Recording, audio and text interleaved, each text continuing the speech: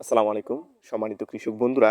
আজকে আমি এ যেটি দেখতে পাচ্ছেন একটি শিম গাছ। এই শিম গাছটিতে একটি রোগের প্রাদুর্ভাব দেখা যাচ্ছে, যেটি একদম আম চাক্ষুষ প্রমাণ হিসেবে সামনে রেখেছি।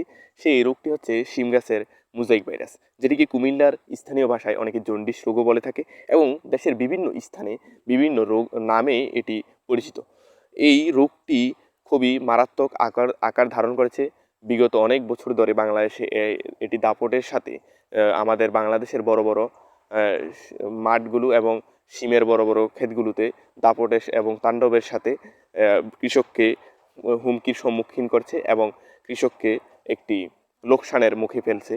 এই রোগটির প্রতিকার কী এবং এর জন্য কি ব্যবস্থাপনা নিতে হবে এবং কখন নিতে হবে, কিভাবে নিতে হবে, সেটি নিয়ে আজকে বিস্তারিত আলোচনা হবে।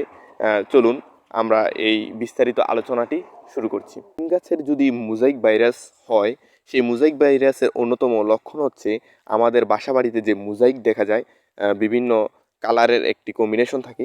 শিম গাছের পাতায় যদি আপনারা ভালোভাবে লক্ষ্য করেন দেখতে পাবেন যে সবুজ আছে, একদম গাঢ় হলুদ আছে এবং হালকা হলুদের একটি মিশ্রণ আছে। এটি হচ্ছে শিম গাছের মোজাইক ভাইরাসের অন্যতম এবং প্রধান লক্ষণ। এই মোজাইক ভাইরাস দেখা দেওয়ার পরে আমাদের হাতে তেমন কোনো প্রতিকারের ব্যবস্থা নেই। এর আগে একটি কথা বলে রাখি যে আশার আলোটি, সেটি হচ্ছে এই মোজাইক ভাইরাস হওয়ার আগে কিছু প্রতিকারমূলক ব্যবস্থা নিলে আমরা হয়তোবা এই মোজাইক ভাইরাস থেকে রক্ষা পেতে পারি এবং আমরা আমাদের যেই লোকসানের হাত থেকে রক্ষা পেতে পারি।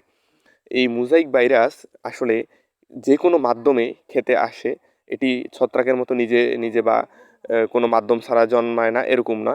এটা হচ্ছে কোনো মাধ্যমে আসে। মোজাইক ভাইরাস মূলত জাপ পোকা বা সাদামাছি বা মানুষ অথবা যে কোনো পশু প্রাণীর মাধ্যমেই আপনার এই ফসলের ক্ষেতে আসতে পারে। সেটি থেকে আসার সাথে সাথেই যে তার প্রাদুর্ভাব দেখা দিবে এমন নয়।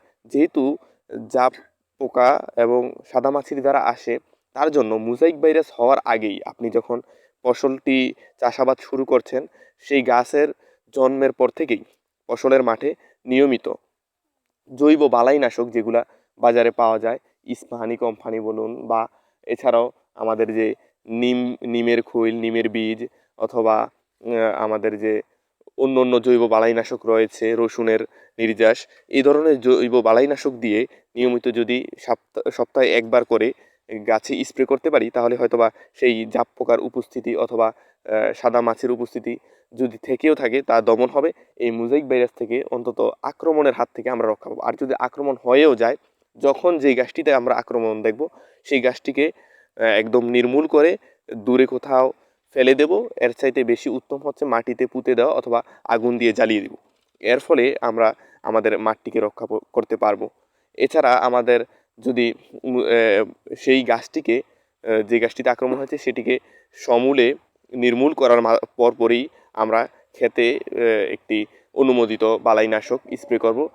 বাজারে প্রচলিত ইমিটাপ এর জন্য খুবই কার্যকর। ইমিটাপ যদি আমরা প্রতি লিটার পানিতে 2 ml হারে স্প্রে করি গাছে ভালোভাবে পুরো ক্ষেতে এবং আশেপাশে এবং আগাছামুক্ত রাখি ক্ষেতটিকে, তাহলে আশা করা যায় অন্তত মোজাইক ভাইরাস থেকে আপনার সেই কাঙ্ক্ষিত ফসলটিকে রক্ষা করা যাবে এবং লোকসানের হাত থেকে আপনার এই গাছগুলোকে রক্ষা করা যাবে। ধন্যবাদ সকলকে।